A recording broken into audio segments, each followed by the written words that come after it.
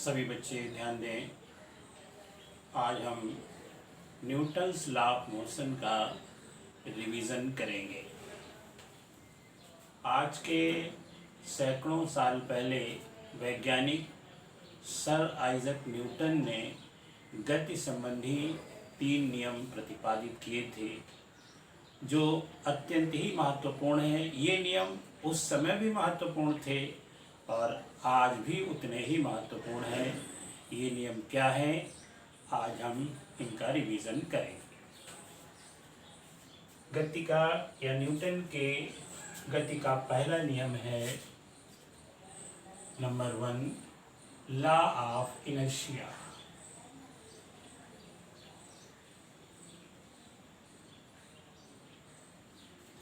हिंदी में इसको बोलते हैं जड़त्व का नियम।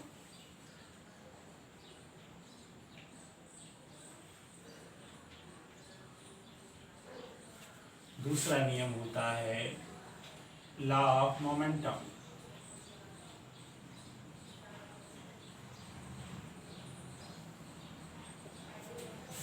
संवेग का नियम।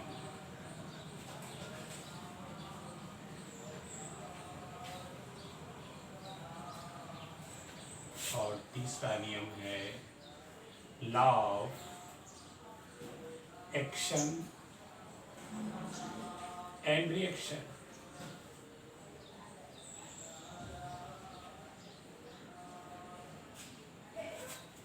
हिंदी में क्रिया प्रतिक्रिया नियम।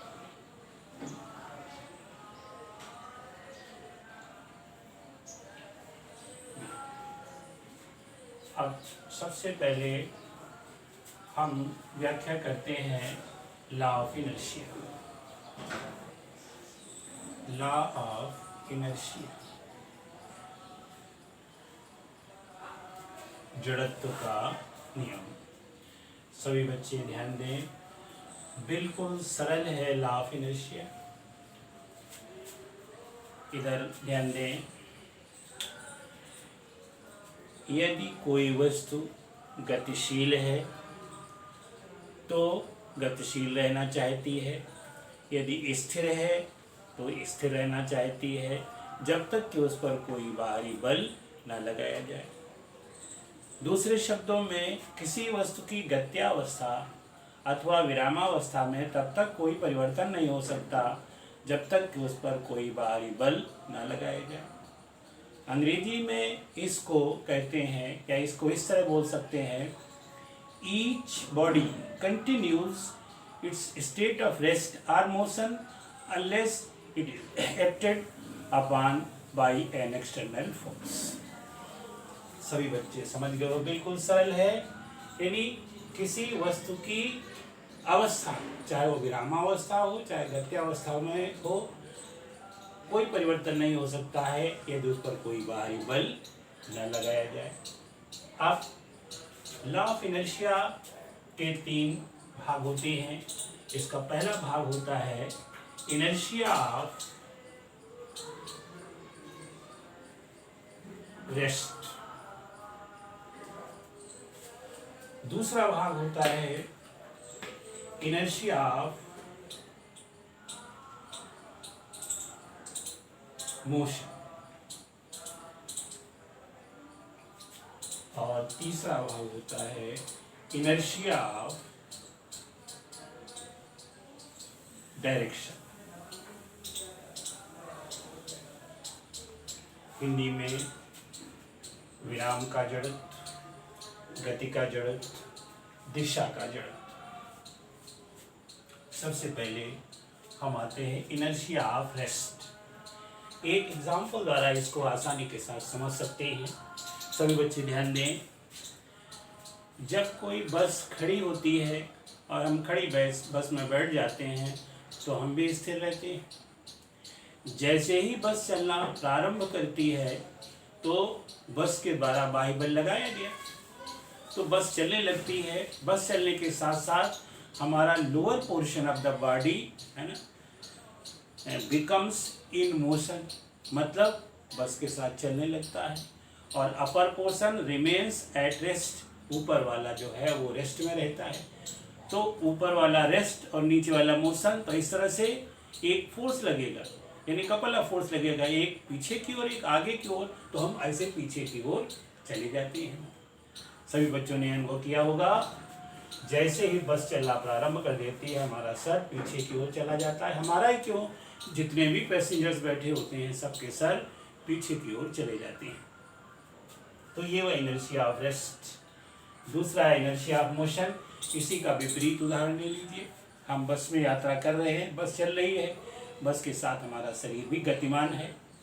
जैसे ही किसी कारण से ब्रेक लगाया जाता है तो फिर एक्सटर्नल फोर्स लगा, जैसे एक्सटर्नल फोर्स लगेगा वैसे ही बस रुकेगी, तो हमारा lower portion of the body वो भी रेस्ट में आ जाएगा, लेकिन अपर पोर्शन हमेशा गतिमान रहना चाहता है ड्यू टू इनर्शिया। तो ये रुक गया और ये आगे बढ़ना चाहता है, तो फिर क्या होगा, हम आगे की ओर ऐसे झुक जाते हैं। ये है इनर्शिया ऑफ मोशन। शायद सभी बच्चे समझ गए होंगे। ये केवल बस में ही नहीं होता है, हर व्हीकल में इस तरह से आपको देखने को मिल सकता है। आप व्यवहारिक जीवन में ऐसे अनेक उदाहरण देखेंगे। तीसरा है इनर्शिया ऑफ डायरेक्शन। इसको समझने के लिए आप क्रिकेट की गेंद से समझ सकते हैं। जब बॉलर गेंद को फेंकता है तो गेंद एक निश्चित डायरेक्शन में जाती है और उसकी इनर्शिया भी एक निश्चित डायरेक्शन में होती है। अब जब इसको मोड़ना होता है तो एक्सटर्नल फोर्स लगाएगी। एक्सटर्नल फोर्स कैसे लगाया जाता है, बैट्समैन अपना बल्ला जस्ट गेंद के साथ जैसे ही लगा देता है उससे टकराकर गेंद की डायरेक्शन चेंज हो जाती है, यानी डायरेक्शन बदलने के लिए भी फोर्स की जरूरत पड़ेगी। इसको कहा गया है इनर्शिया ऑफ डायरेक्शन। सभी बच्चे समझ गए होंगे। यानी देखिए, रेस्ट से चलाने में एक्सटर्नल फोर्स की जरूरत, चल रही है तो रोकने के लिए एक्सटर्नल फोर्स की जरूरत, और किसी दिशा में चल रही है तो दिशा बदलने के लिए भी फोर्स की, एक्सटर्नल फोर्स की जरूरत होती है। यही लॉ ऑफ इनर्शिया है। इसके बाद अब आता है लॉ ऑफ मोमेंटम।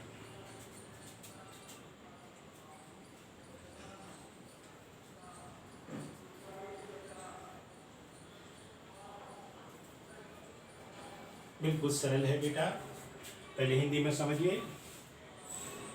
संवेग परिवर्तन की दर लगाए हुए बल के अनुक्रमानुपाती होती है और उसी दिशा में होती है जिस दिशा में फोर्स लगाया जाता है।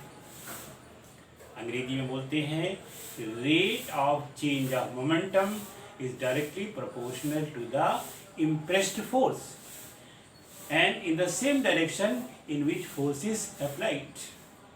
बिल्कुल ये है, यानी संवेग परिवर्तन की दर लगाए हुए बल के अनुक्रमानुपाती होती है। अब इसी को हम समझने के लिए यहाँ पर एक मैथमेटिक्स का रूप लेकर के समझाएंगे। ध्यान से सभी बच्चे समझें। हमने बोला है संवेग परिवर्तन की दर लगाए हुए बल के अनुक्रमानुपाती होती है। मान लीजिए कोई फोर्स F है और किसी बॉडी में संवेग परिवर्तन है, यानी चेंज ऑफ मोमेंटम है, वो dp। अब यहाँ क्या आ गया है, संवेग परिवर्तन की दर, तो dt भी लगाना पड़ेगा नीचे। ये है संवेग परिवर्तन की दर, यानी vector F is proportional to vector dp upon dt। अब सभी बच्चे ध्यान दें, यहाँ पर p क्या है, मोमेंटम।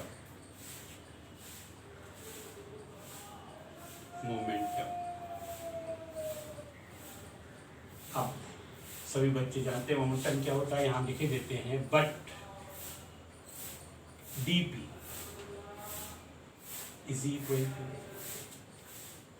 d into mv। अब यहाँ m तो वेरिएबल है नहीं, तो ये चीज हो जाएगी, m बाहर हो जाएगा और dv।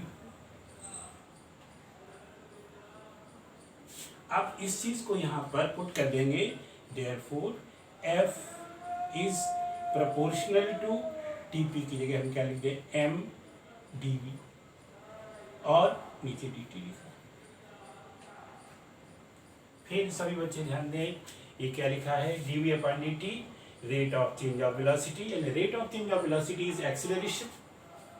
यहाँ पर therefore f is proportional to m into a, reason यहाँ बता देंगे, because dv upon dt is equal to a। सभी बच्चे समझ गए होंगे। अब थोड़ा सा एक कंडीशन लगा देंगे। इन MKS सिस्टम, यही सिस्टम हम लोग पढ़ते हैं। SI system is the modified form of MKS system of unit. In MKS system of units,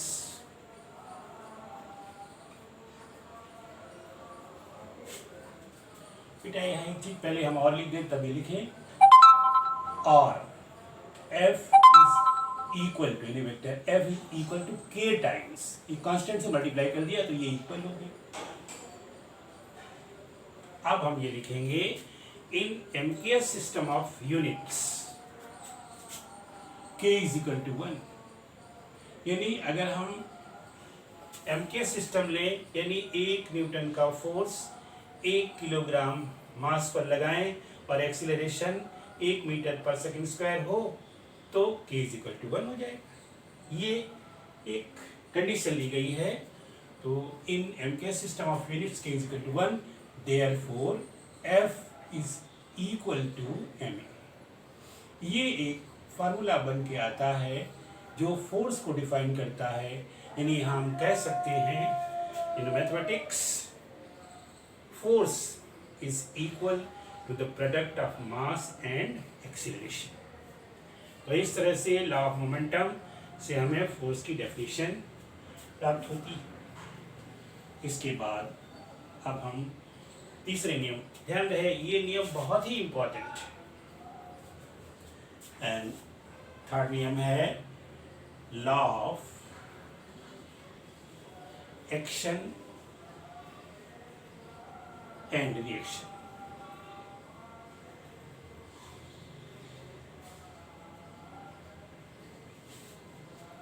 इसको समझने के लिए एक छोटा सा एग्जांपल आप समझ लें। एक कोई ये फ्रिक्शनलेस प्लेटफॉर्म है जिस पर एक ये गेंद रखी हुई है, कोई मेटल गेंद है, और दूसरी गेंद आकर इससे टकराती है। जब ये इससे टकराएगी तो ये इस पर फोर्स लगाएगी इधर। मान लीजिए इसका नाम A है, इसका नाम B है, तो इस फोर्स को हम बोलेंगे FAB।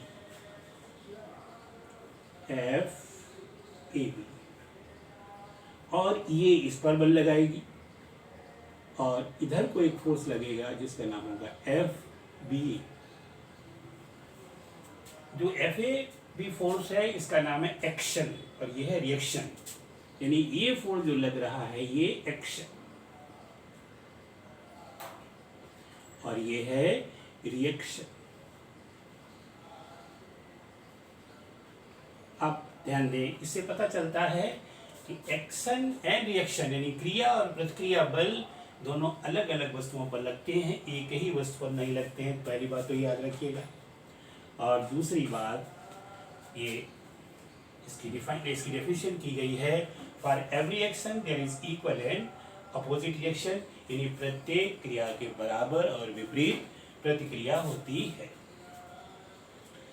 अब इसको हम ऐसे भी लिख सकते हैं FAB plus FBA is equal to 0। यानी दोनों बल मिलाकर हमेशा जो है वो 0 होते हैं। और इसी को अगर आगे बढ़ाएं तो हम लिख सकते हैं RFAB is equal to minus FBA। तभी हम कहते हैं प्रत्येक क्रिया के बराबर और विपरीत प्रतिक्रिया होती है।